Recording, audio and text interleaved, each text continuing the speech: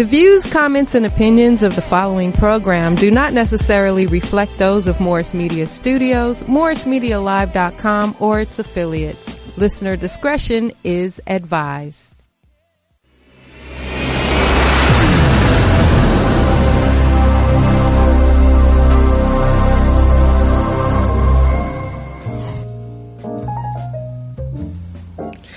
Hey everybody, it's Jasmyne Cannick, and I guess we're going to call this show We've Got Issues with Jasmyne Cannick, because we've got a lot of issues. Right now it's a very informal show, sort of in its beta stage, trying to get my feel to figure out what I want to talk about and how I want to talk about those issues, more importantly.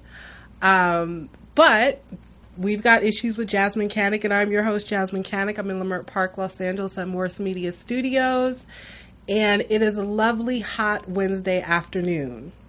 So I'm going to give folks a chance to log on. I'm just going to share this right quick on my Facebook page, and we are going to jump into today's conversation. See, we are multitasking. We are doing 3 things at one time. All right. So, as folks start to log on and we get ready to get started in this conversation. So, today I decided that for the next 30 minutes, I wanted to have a conversation with you about not only the gentrification that's going on across the nation, but specifically looking at Los Angeles and that its impact on the African American community here. And I'm going to start with like a really personal story. And before I do that, because I know that a lot of you guys have an issue with the high cost of rent and gentrification in the city. If you want to call in and talk to me about it, you are more than welcome to do that. Sometimes it's very hard for me to keep up with all the Facebook comments, so it might just be easier for you to pick up your phone, like old-fashioned way, right? Pick up the phone and call 323-293-3375, 293-3375, and we will put you on the line and we can have a discussion about this. Because I know this is a huge issue for a lot of people, just based off of recent posts that I made on my Facebook page and the conversations going back and forth with folks about their own individual situations here in Los Angeles. So here's my situation. I am from Southern California. I grew up in Hermosa Beach. And when my parents got divorced, we split our time between Hermosa Beach and Compton, which in the 80s were 2 completely polar opposites. If anyone knows anything about Hermosa Beach and anything about Compton. And so I did not grow up in South Los Angeles.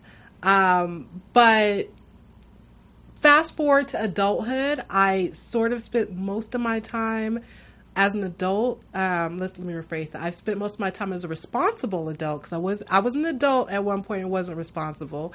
But as a responsible adult, I spent most of my time living in sort of the mid-cities, West Adams area. And then, unfortunately, around 2000 and maybe it was 2012, 2013, I can't remember. I really tried to block that period of my life out. Like everyone else who was going through like their mortgage crisis and having their houses foreclosed on. Well, the same thing was happening to renters who like weren't able to make enough money to pay their rent. Instead of their houses being foreclosed on, they were, ending up being evicted, right? And so while it's not something I'm really proud of, it was something that happened to me. It was like a lesson learned, right? Get your money up front, girl. Do not wait on the folks to pay you on the back end. And trust me, I learned that lesson, and I've been doing a whole lot better ever since. Oh, my necklace came off. We're going to keep on going. So, fast forward to 2016, all right? I ended up moving to South Los Angeles. I do not consider West Adams in the mid-city area South LA. Some people do. I really don't. But now I'm like really in South LA. And I was really nervous about moving to where I moved to because I didn't grow up in South LA. There are certain things that I personally don't want to be around, especially as someone who was living by herself at the time. Like, I just, I want to feel safe, right? You want to feel safe in your environment. But I did it, right? I hooked up with this landlord who at the time, he was an older black man with his son, and they seemed to be like people who were down for the people and wanted to get, keep black folks in this particular neighborhood. And I ended up renting from them, and 2 years later, a whole lot of things have changed. They moved some folks in who are just the most ridiculous, horrible people you would ever want to have to live next to. They have made my life a living hell. All the meanwhile, my landlord can't say anything to me, but I'm a model tenant and I'm the best tenant he's ever had in the past 2+ years, because I have been, despite all the things that I've had to put up with. And then a couple of weeks ago, when I was getting ready to leave from my house, there was a drive-by shooting that I just happened to be an eyewitness to. It was like right in front of me, like I could have reached out, like it was like really, really close. And that really scared the crap out of me, because I had never really witnessed a drive-by shooting like up front right in my face. So when I put all of that stuff together, I put together the absentee landlord, the crappy neighbors who don't want to do anything but get up and smoke weed all day and have 7 to 10 people living there. It's like a constant hangout spot. You never know who actually, I still really don't know who actually lives there. So I've always felt like kind of unsafe. And then you add the drive-by shooting, and the property has gone down just in terms of the landlord doesn't take care of it. The people who moved in believe that the porch in the front yard is their personal trash area. They can't even make it to the trash can. They just dump the trash right there. Like, that's the kind of stuff I deal with, right? So I decided that it was time for Jasmyne to go. I pay way too much money in rent. I have been an excellent tenant for my landlord, and I'm constantly disrespected, and I'm like, I'm out, right? So enter me into the rental market. Oh my God.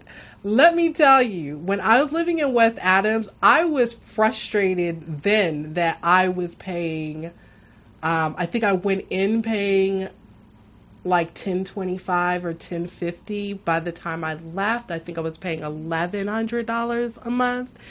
And where I'm at now, I'm paying significantly more. And now I'm looking for a place in 2018. All I see is like $2,100, $2,000, $1,900. And what you're being offered for that is like ridiculous. Like, in the worst part of LA, like the worst part of LA, like they literally want over $2,000 for like 600 square feet. Like $2,000 for 600 square feet in the worst part of town. And they think that they're doing you a favor. Like, this has been the most eye-opening process I have gone through, just in terms of really examining the high cost of rent in LA and how gentrification and all these new developments are having an effect on us, right? And so there are many of us who are what we would probably consider housing insecure or have housing insecurity. Yeah, because when you are thrust into a rental market as volatile as Los Angeles is right now, it can be very scary. And I got to tell you, I'm very determined to move. I'm trying not to move into a closet somewhere, but I am definitely trying to move somewhere where I feel safe, where I feel like I can walk, preferably in a neighborhood where if I do decide to walk, I don't have to hear about my ass or any other part of my body, which is currently the situation where I live at now, which is why I don't walk in my neighborhood, because men feel where I live at that's appropriate and okay. So I've been looking at a lot of different places. Do I want to stay in LA proper? Absolutely. I would love to stay in LA proper, but I'll tell you what, it's looking less and less like that's going to happen. And so for me, that means looking at other cities. I've looked at Inglewood, but Inglewood scares me because who wants to move someplace and your rent is one price, and then within a matter of this, your rent gets doubled because of the different developments and projects that are going on in Inglewood. That's not for Jasmine. Long Beach. I think Long Beach is for me would be great. It would be near some of my family. That's fine with me. But again, I'm trying not to move into a situation where, I am going in at one rate and then finding myself having my rent doubled and this and that, which is the challenge that many of us face, right? And I'm not the exception. I know there are a lot of other people out there who are going through this as well, but this is my experience, right? So I can only speak from my experience. I went to 2 open houses last weekend in Jefferson Park. Very interesting, very overpriced units in Jefferson Park. All of my competition for the most part were white couples. I did not apply to any of them because I'm not going to pay $2,100 for 500 or 600 square feet. Like, I'm just not going to do that. Like, that's ridiculous. If you can afford to pay $2,100 for that small amount of space, you need to figure out how to buy something. That's my philosophy, because, what we're being offered in terms of what we're being forced to pay is absolutely ridiculous. But I thought it was really interesting that, and I was looking sort of around my old neighborhood in like I said, Jefferson Park, Mid-City, West Adams area, and all of the folks that were coming. And let me tell you, I called myself showing up to this one open house early. I just was like, okay, my first appointment finished early. I'm just going to go ahead and show up early. Oh my God. When you go to these open houses, it's like a freaking meat market. Like, everyone's just, everybody's desperate, right? So it's like everyone's eyeing up their competition and everything, because this rental market is that fierce. It's almost like you got to walk into the door with like $5,000 cash and say, pick me, I have my money right now. It was crazy. You really feel a lot of pressure when you go to these open houses. What I find to be absolutely ridiculous, and this is something I also want to get into with people, is this idea that in order to rent in LA, you need to have a FICO score of over 600. You need to have they want your Equifax and your other credit reports to be, 700 and higher. Maybe they'll take 650. They want you to pay sometimes up to $50 for a credit check application that you may or may not pass, right? They want first and last month's rent, and then the ones that are really out to get your money, they also want an advanced cleaning deposit for whatever it is that you move out. Like, you literally can end up spending well over $6,000 to move in this city. And I mentioned that to say that my credit is fairly decent. It wasn't always fairly decent, but I, doing my thing, trying to, make it decent. And I'm sure I would qualify for these apartments if I were to apply. But there are a lot of people who wouldn't. And, add to that they're now doing criminal background checks, right? So not just on you, but if you have other people living with you, if you have, teenage children who are adults, though, so like 18, 19, whatever, they have to pass a criminal background check. And that's ridiculous. Now, I want to be safe. Don't get me wrong. Like, I'm not saying, you should just rent to anyone. But what I am trying to point out are all of the hoops and hurdles that they're using here in Los Angeles to weed us out. And so, whereas we may qualify, it may be a thing where, maybe your son has a felony, or maybe your husband had a felony back in the day, or maybe you as a black female got in trouble or had some issue with the law.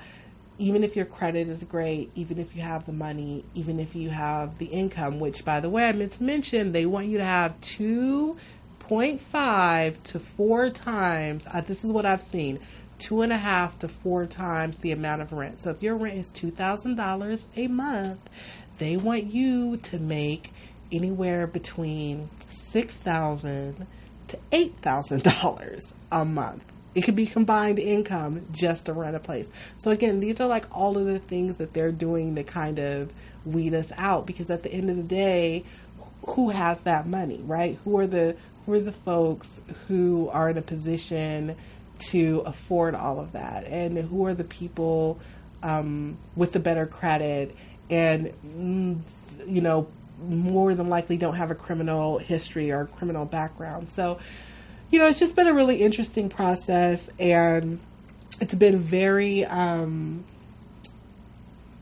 very sobering, I think I would say, for me, because and also very scary, because I really do want to move. Like, let me tell you how bad I want to move. Like, this is no joke. Like, I have literally gotten rid of almost half of all of the things that I own. Now, true enough, I should have done this a long time ago, but I'm doing it now. And I've called it my purge or whatever. And this was all in preparation for moving, because I'm thinking, I'm going to move. I don't need this stuff. I don't want to take all this stuff with me. Some of you guys who follow me on Facebook have come by my house and been able to pick out stuff. And I still have more stuff, by the way. So folks who are interested, hit me up, because the purge does continue. But that's how serious I am about moving. Like, I'm getting rid of half of my stuff. I'm you know, realizing that I'm in a pre-hoarder stage or something. Like, I just have too much stuff. And there's other places where it can be better used. But I'm also telling myself that maybe I'm going to go from my 2-bedroom I have now into a 1-bedroom. And so I'm, you know, I maybe won't have all the space for the stuff that I have now. So I need to sort of plan for that. And usually people do it the other way around, right? They find the place first and then they start packing. No. Jasmine is packing now and the place will come. Like, that is my philosophy. Like, I'm packing now and the place will come. So when I do apply someplace and I get the call back and they're like, well, when can you move in? I'm like, well, let me call and see when Charles Henderson's crew can get to my house. So that is literally my situation right now. But I posted about that on Facebook, and I got so many comments from you guys about just your individual struggles with this same situation. I also got a text before I came in today to do this show about the folks who have been fighting their eviction on Exposition near USC. I think it's like a near Fauché off of Exposition, and it looks like they lost their court case. They were in court today, and it looks like they're being forced out by August 31st. That's the date, and I'm sure you guys will see more about that in the news and on social media.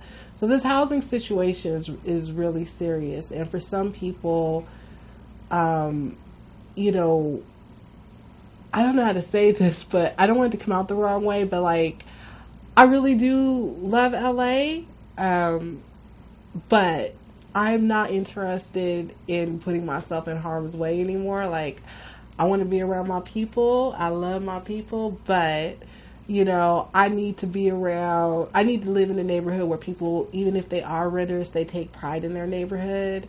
And, you know, I am tired of the gang violence. Like, at a certain point in life, you just don't want to live around that. And there are parts of LA where you can find that. It's just going to cost you a lot more money. Which is not to say that they're not jacking up the price in South LA, because they are. But the prices are even higher the more west you go, right? The more west you go, the more north you go. I mean, I wouldn't even look at living. First of all, I don't really want to live downtown LA. But the cost to live in downtown Los Angeles for a closet starts at like $2,500, which I think is absolutely ridiculous. And what I've noticed as someone who works in government, who works in politics, who works in strategy, I find myself conflicted sometimes because, I find it really hard to take anyone seriously who is taking money from developers and the Apartment Owners Association, and then at the same time turning around saying that they support the people and that they are fighting for affordable housing.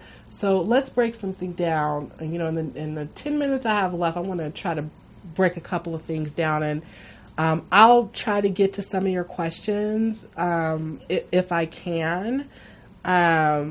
Again, if you want to call in, you can just call in 323-293-3375, 323-293-3375. It'll probably make it easier for me to talk to you, but let me break this down for you right quick. You cannot take people seriously who are taking money from the same people who are pushing you out of your neighborhood. And I know that's a really hard concept for some of us because we like some of these people. I like some of these people, but it doesn't mean that they're not wrong, okay?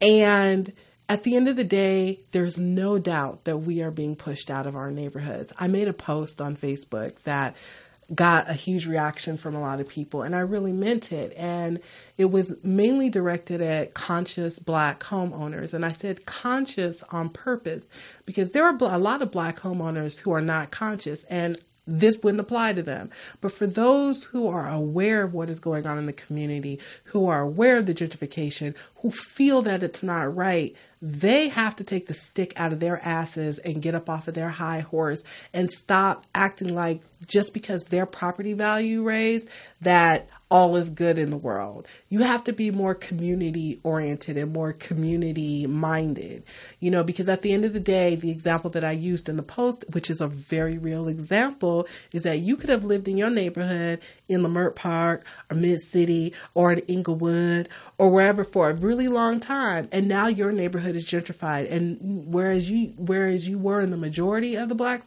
majority on your block, because it was mostly Black, well, now you're in the minority because you're one of one or two Black people left on your entire block, which is now filled with white folks. So when you forget your key and you're trying to open up your bathroom window or some side window to get in your house and the police are all of a sudden on your ass because you look suspect, this is why. When you are out walking your dog in a neighborhood that used to be primarily Black, but now is primarily white, and your ass stick out like a sore thumb, and you're wondering, why do the police keep following me up and down the street?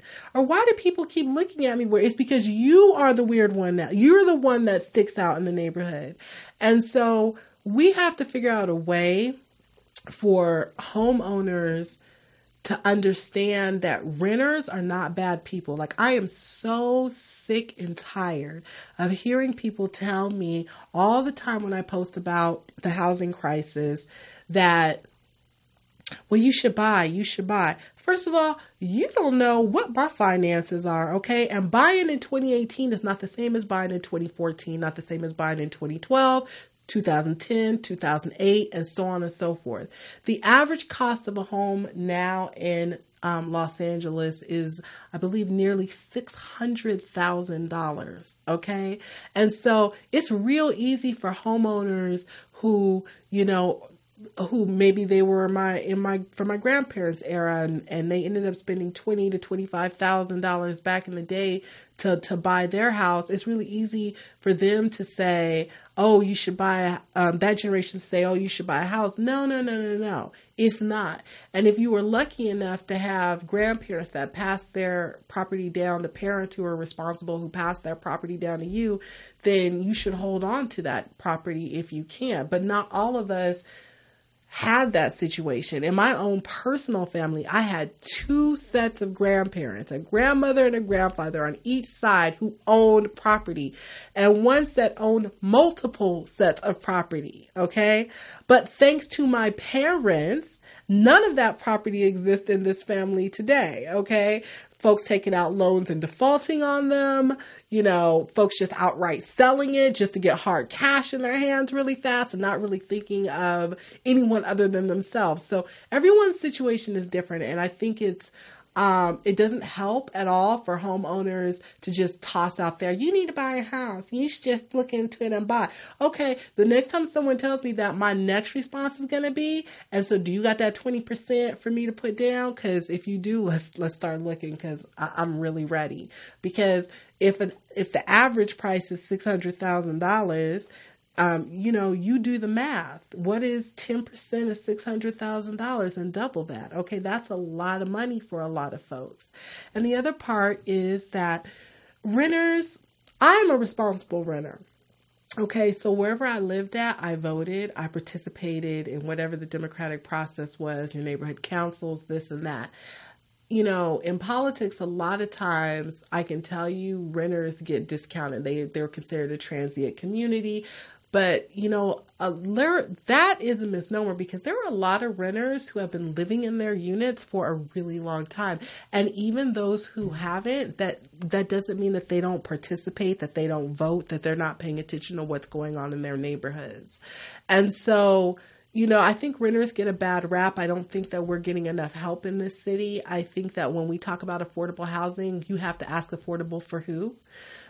Because as many of y'all know, I have constantly reminded people that you can raise minimum wage, up to $15 if you want to. But if you do the math and you're lucky enough to get 40 hours a week at $15 an hour, it's still not enough to pay even the most average rent in Los Angeles. And let's not forget that in addition to rent, you have, trash, electric, gas. In some cases, you have to pay water, and, whether people consider it a utility or not, I do. Having the internet is a utility. You have to have the internet and your cell phone and gas or your transportation. Let's go on and on and on. And $15 an hour is not going to cut it. And I know a lot of people worked hard and championed this. We're raising the wage to $15 an hour. That means absolutely nothing in a city where the average rent is $2,100 to $2,200 a month. It really means nothing. So, I think we as a community need to be a little bit more smarter about the things that the people we support and the ideas that we are pushed to support. Just because it's labeled affordable housing does not mean it's affordable housing. Affordable for who, right? Affordable for who? We have to stop supporting people or pushing back and challenging people, even in our own party, even people that we look like, even people that we like, who are telling us that they support us as renters and they, recognize the housing crisis and they're trying to help, but at the same time are spearheading, championing, pushing, calling for all of these developments that are coming into our neighborhoods that are pushing us out and increasing the rent. I mean, as sad as this sounds, only when white people move into your neighborhood does your property value go up and your rent go up. When we move into the neighborhood, they was all trying to leave and rents were going down and property values were going down. But when they move into our neighborhoods, for some reason, their value and worth, just because of their skin color, causes the market to do all kinds of remarkable things, which I find very troubling. And the outcome of it is a lot of people being displaced, gentrification, less Black people in the city of Los Angeles. I have no doubt that I know that Mayor Eric Garcetti is looking more and more every day like he wants to run for president. And I will be the first one screaming, no, hell no. Because he's one of the main architects for pushing us out of the city. We were never a part of his design or plan for this city, and he's made that perfectly clear. And so we, if we want to survive in this city, we're going to have to learn to start pushing back against folks, and even folks that we like, even folks that we voted for. I mean, only, in 2018 in America are public servants treated like royalty. If you look in the dictionary of the word servant and you go back through time and you look at servants, I still am fascinated by how public servants are perceived and treated, particularly in America. They're here to serve us and to work for us. And if us ain't here, then we got a problem. And, I tell them, the ones I work for all the time, that you have to be really careful that you don't end up voting your own self out of office through the gentrification process, right? Maybe a majority of Black folks in your district did elect you, but if those Black folks are being displaced and moved out of the community, then your new constituents may decide that they don't want a black mayor, or they don't want a black council member, or a black senator, or a black assembly member, or county supervisor. So, there are other ramifications too. So, I don't know. I just wanted to share that and get that off my chest. I was inspired to talk about that today, based off of a few Facebook posts and conversations that I was having with people. Yes, my purge continues. I'm still getting rid of stuff. So folks, that know me, feel free to reach out to see what's left or to come by and take a look at things. I am still looking for a place. And if you know of anything that's decent, you are more than welcome to reach out to me. If you are trying to tell me that there's an apartment on, let's say, Slauson and Hooper, I'm not interested. Like, I know exactly what areas I'm trying to live in and feel safe. And that would not be at no shade or shame to the folks who live on Slauson and Hooper, but I'm just not trying to live down there. So, again, as I started this whole segment, I told you one of the reasons I've decided to move was witnessing, a drive-by, and I'm tired of the gang violence in my neighborhood. So I am literally trying to get away from that, not go into the heart and center of that. But yeah, so, I will go through and read all your comments later on. But I appreciate you for checking in. If you agree with any of what I said today, please feel free to share this with other folks. I think it's a conversation that we need to have on a broader level. I want to thank Felicia Poetess Morris for having me here at Morris Media Studios in Leimert Park. Poetess has been really, really pushing me to do this, and I was kind of reluctant at first, but the more I do it, the more I'm getting into it and try to sort of figuring out my way and how I want to discuss and talk about issues. And so we'll keep at it. And so I'll be back next Wednesday. And like I said, if you enjoyed what you heard today, please feel free to share it. All right. And so I think we have settled on the name, and the name is We've Got Issues with Jasmyne Cannick. So I'm going to say, for We've Got Issues with me, Jasmyne Cannick, thanks for tuning in, and I'll see you next week.